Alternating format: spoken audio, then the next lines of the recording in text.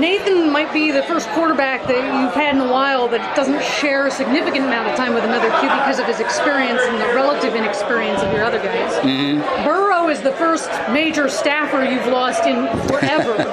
So my question is, how is it that you keep so many people happy, Frank? Because, I mean, you just don't see either one of these things at other programs. Yeah, I don't know how happy everybody is, but we survive together, and no, we've got a really good group of coaches. They interrelate very, very well.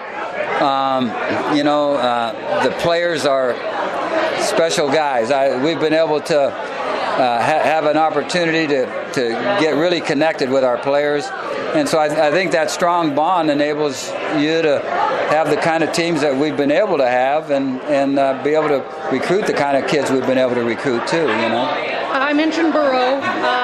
Collins takes over for him. You seem to say up there that you're going to continue to play that Michigan State-style defense that we've seen in the past?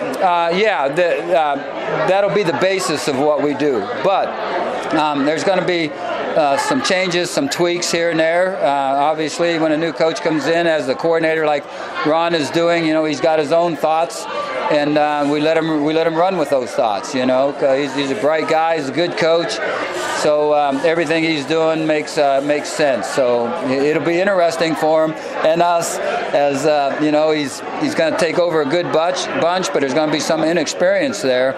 But he'll. We're excited for him. I know I'm excited for him.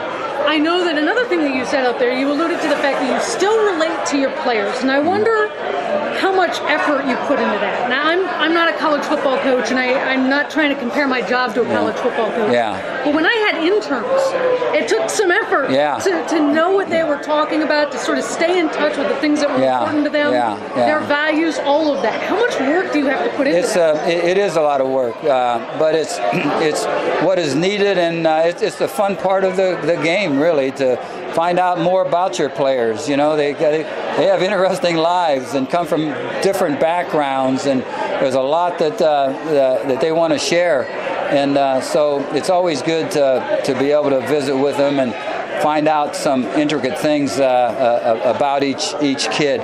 So I try to make it a habit of never letting a player walk by without saying something to them, trying to strike up a little bit of a conversation, and so that part of it's critical. I think if you have a good relationship with your players, that they'll give you everything they got, and that's all you can ask. I know that part of the way that you still relate to players is you're still working out with them. I hate to get really personal, but how much can you bench press? I mean, I am really impressed. Yeah. Well, I gave up on the number a long time ago. I'm more of a guy that does more reps now. Yeah, low reps, high weight. Sorry, high reps, low weight. Yeah. Same thing. Yeah. It seems to make more sense for me and my joints. Yeah.